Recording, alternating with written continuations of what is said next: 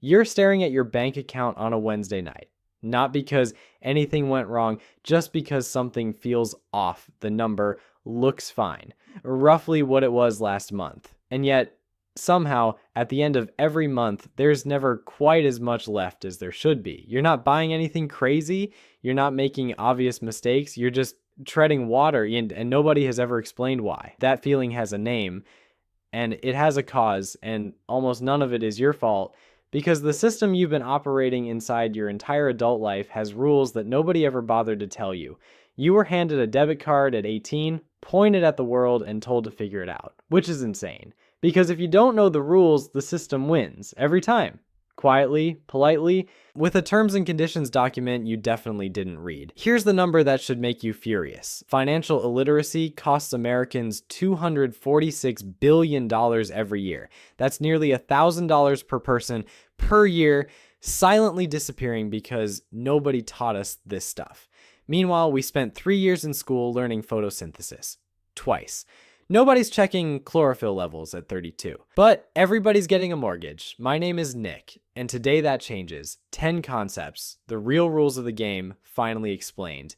Meet Sarah. She's 28, makes $65,000 a year, has about $4,000 sitting in her checking account, and genuinely believes she's doing okay. She's not blowing money on anything crazy. She checks her balance, sees the same number she saw last month, and figures everything is fine. It isn't. And here's why. That $4,000 is losing value right now. Not because Sarah did anything wrong, just because of something called inflation. The slow, invisible process by which prices rise over time and each dollar buys a little less than it used to. Since 2020, cumulative inflation has run about 25%.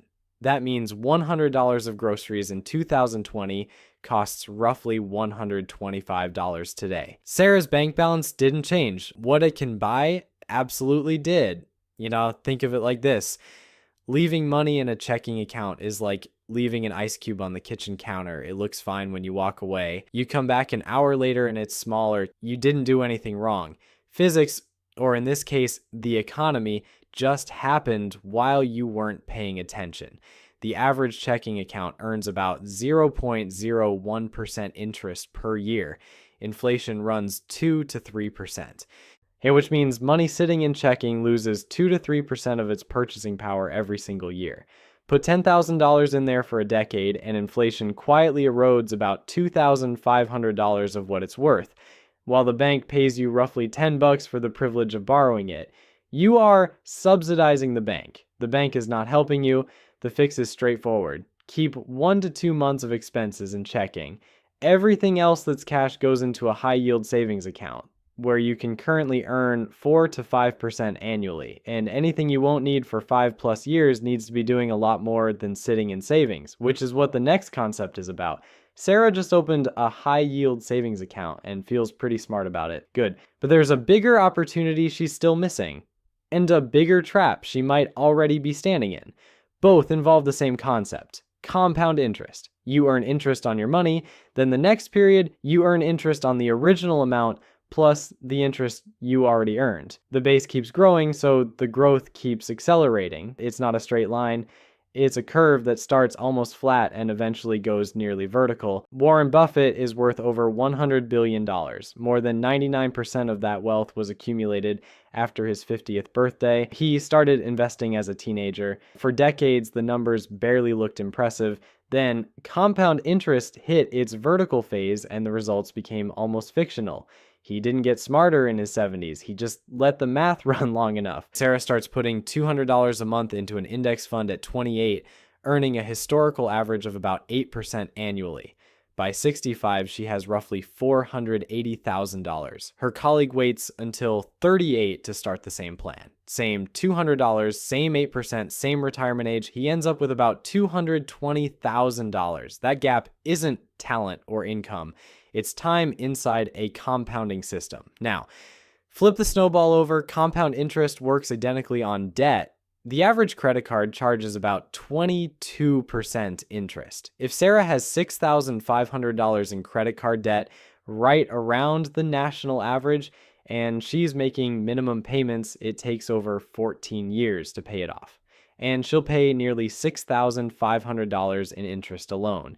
She will have paid double the original balance just to slowly hand money to a bank that already has plenty of it. At 22%, debt doubles in about 3 years. While her investments double every 7 to 9 years, her credit card balance doubles every 3. Making minimum payments while telling yourself you're managing it is like bailing out a sinking boat with a teaspoon. Technically activity, not actually working. The takeaway, start investing something, anything, as early as possible.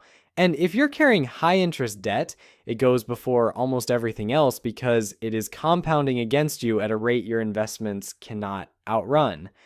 Every year, real people turn down raises, not because they don't want more money, because they've convinced themselves they'll somehow end up with less of it after taxes. And every time this happens, somewhere a financial advisor ages 5 years in a single afternoon. Let me be direct about something. The fact that this misunderstanding is this widespread is not an accident. It is genuinely in some people's interest for you to believe that earning more money is dangerous. If you're scared of higher brackets, you negotiate less aggressively. You don't push for overtime. You stay exactly where you are financially while the people who do understand it keep moving. So let's fix it permanently. Here's how tax brackets actually work. The US uses a progressive tax system. Different chunks of your income get taxed at different rates. Think of it as a stack of buckets. Your first roughly $11,900 of taxable income fills bucket 1 at 10%. Once it overflows, the next $36,000 fills bucket 2 at 12%. Bucket 3 starts at 22%. Each bucket keeps its own rate permanently. And the money already in the lower buckets never gets repriced just because your top dollars moved higher. Real example, Sarah earns $90,000. After a standard deduction of roughly $15,000, her taxable income is about $75,000. Her actual tax bill works out to roughly $11,500, an effective rate of roughly 13 to 15%, not 22%. If she gets a $5,000 raise, the government takes about $1,100 of the new money. She keeps $3,900 every single time. You will never ever take home less money by earning more. This is not a loophole. This is just how the math works. I will die on this hill, and I will die right. Use pre-tax 401k contributions to reduce your taxable income, which can push some of your earnings into lower buckets, which we'll come back to shortly. There's a number following Sarah around that she's never really paid attention to, and it's been silently determining the price she pays for almost everything involving borrowed money. Her credit score. It's a number between 300 and 850. The formula has 5 inputs: payment history at 35%, credit utilization at 30%, length of credit history at 15%, credit mix, and new inquiries splitting the rest.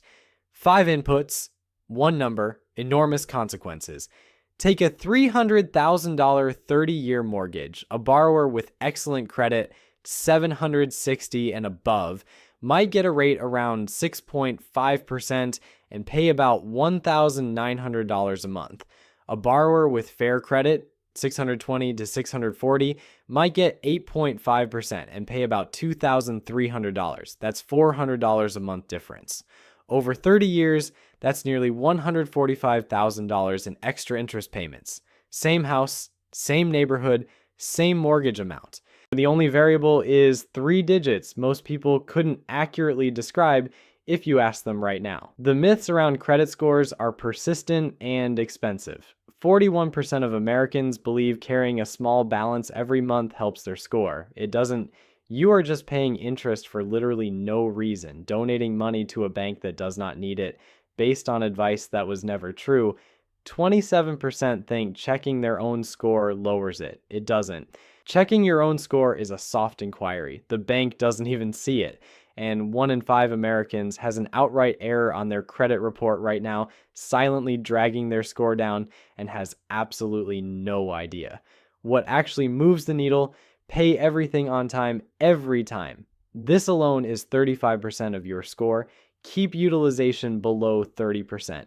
Don't close old cards. Don't apply for 5 new ones in a month, and check your report at annualcreditreport.com because errors don't fix themselves, and the mistake might be costing you thousands on every loan you take. Some people are terrified of all debt and avoid leverage that could genuinely build wealth. Others carry 22% credit card balances like it's just part of life. Both are wrong because good debt and bad debt are fundamentally different animals. Good debt builds value or earning power. A mortgage on a property that appreciates, a student loan for a degree that leads to a career earning meaningfully more than it cost. Bad debt finances things that depreciate or that you've already consumed. A 7-year car loan on something worth $10,000 less the moment you drove it off the lot. Credit card debt from a vacation you already forgot. And the interest rate is high. The asset disappears or loses value, and the payment follows you around like a bad smell you can't locate. The test: does this debt put money in my pocket over time or take it out? If you're carrying high interest debt right now, the avalanche method, paying the highest interest rate first, saves the most money mathematically. The snowball, smallest balance first, gets better real-world completion rates because humans respond to visible progress. Pick whichever one you'll actually finish. A slightly suboptimal strategy you complete beats a perfect one you abandon. One Thursday morning, Sarah's car makes a noise it has never made before. The mechanic quotes her $1,400. She doesn't have $1,400 in savings. 59% of Americans could not cover a $1,000 unexpected expense right now. And what happens next turns a bad day into a bad year. The repair goes on a credit card at 22%, gets paid with minimums, and that $1,400 ends up costing about $2,200 over 4 years. This is what living without an emergency fund actually costs. It's not just inconvenient, it's mathematically expensive. An emergency fund is a financial circuit breaker, 3 to 6 months of essential expenses sitting in a separate, high-yield savings account that you do not touch for anything that isn't a genuine emergency. Not a sale, not a trip, a real emergency. If you're starting from zero, the first goal is $1,000. That covers most car repairs, most medical copays, most of the one-off disasters that currently go straight to a credit card. $1,000 of breathing room changes the entire texture of your financial life. Because suddenly a bad day is just a bad day, not the beginning of a debt problem. Every dollar you spend has 2 price tags. The first is visible. It's the number on the receipt. The second is invisible, and most people never see it. It's what that dollar would have become if it had gone somewhere else instead. Economists call this opportunity cost, and once you start seeing it, you can't unsee it. The average American household spends $200 to $300 a month on subscriptions. The average guess when asked is around $80. That gap, the $150 disappearing every month into services people barely use, isn't just wasted. It's a job that money never got to do. $200 a month invested at 8% over 30 years is roughly $293,000. I'm sure that's not a dramatic lifestyle sacrifice. That's canceling the 3 streaming services you rotate through and the fitness app you open twice. The fix takes 20 minutes. Pull up your last 2 bank statements. Find every recurring charge. Flag anything unused in the last 30 days. Cancel it or make a deliberate decision to keep it. For most people, that recovers $50 to $150 a month without changing their life in any meaningful way. It just stops the leak. Sarah is ready to build wealth.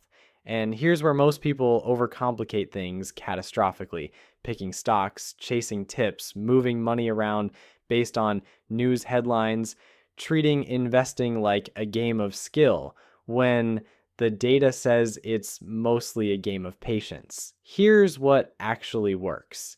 Index fund investing through tax-advantaged accounts. Like an index fund owns a tiny slice of hundreds or thousands of companies simultaneously. Instead of picking the one stock that goes up, which even professional fund managers fail to do consistently, it just buys the whole market.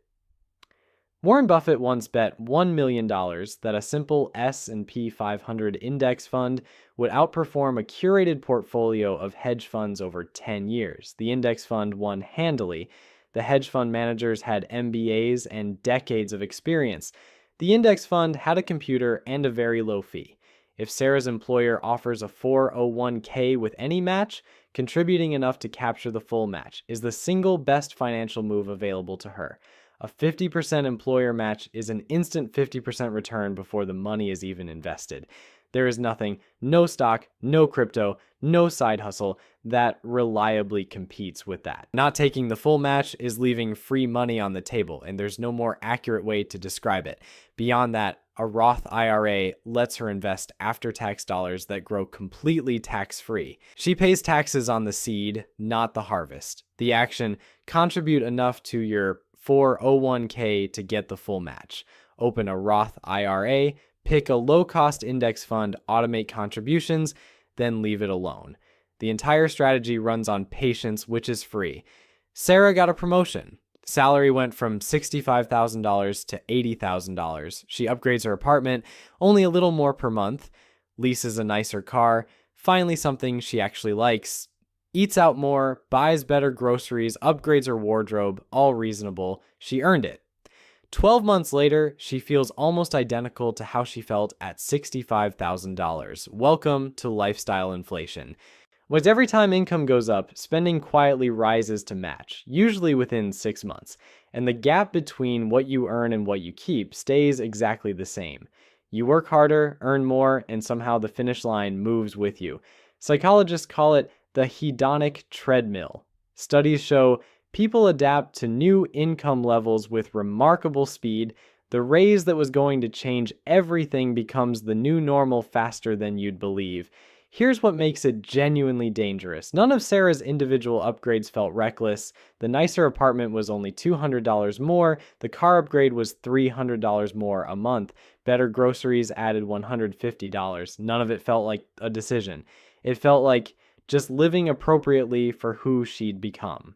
But $200 plus $300 plus $150 invested at 8% over 25 years is over $600,000. That's not a dramatic sacrifice. That's just the compound cost of upgrading your life every time your income goes up.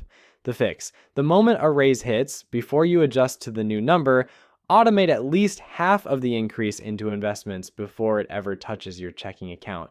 If you never see it, you never build your lifestyle around it. This is how people on ordinary salaries retire with extraordinary balances, not because they earned more, but because they refused to let lifestyle consume everything they earned. Insurance: not exciting, non-negotiable. Insurance is a seatbelt. You don't buckle it because you're planning to crash. You buckle it because if you do crash, you don't want the collision and the hospital bill and the bankruptcy arriving simultaneously. One bad event without the right coverage can erase years of financial progress in a way that's almost impossible to recover from. Renter's insurance costs $15 to $30 a month and covers every belonging in your apartment against fire, flood, or theft. Sarah has a laptop, a TV, a couch, clothes, kitchen equipment. Probably $15,000 to $20,000 worth of stuff when you actually count it. She spends $1,200 on her phone and $40 on a case to protect it, but she's skipping the $15 a month that would protect literally everything she owns. That's not a financial strategy. That's just not thinking about it. Health insurance is non-negotiable.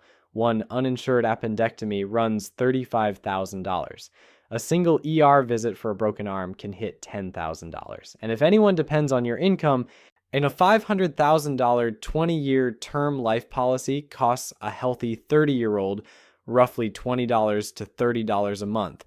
The price of 2 nice coffees a week, ensuring that if the worst happens, the people who depend on you don't lose their financial foundation on top of losing you. Insurance isn't where you build wealth. It's where you make sure wealth doesn't get destroyed. The goal isn't to collect on a claim. It's to make sure that when the worst day of your life arrives, and for most people, some version of it eventually does, it stays a personal tragedy instead of becoming a financial one too. Sarah started this video with $4,000 in a checking account and a vague sense she was probably doing okay.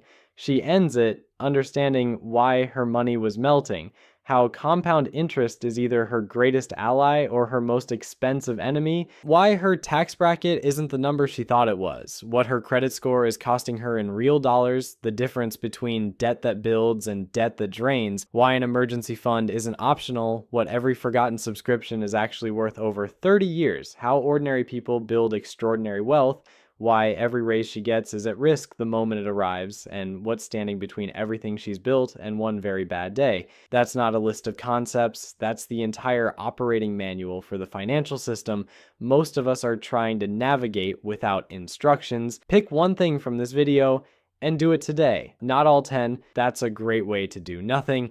Open a high yield savings account. Set up a $50 automatic investment. Check your credit report for errors. One thing, because the system has been running with the rules hidden for long enough. Now you know them. If this changed how you see any of it, subscribe. There's plenty more where this came from. And if you've got a friend still navigating all of this blind, sending them this video is probably worth more than any financial advice you could give them yourself.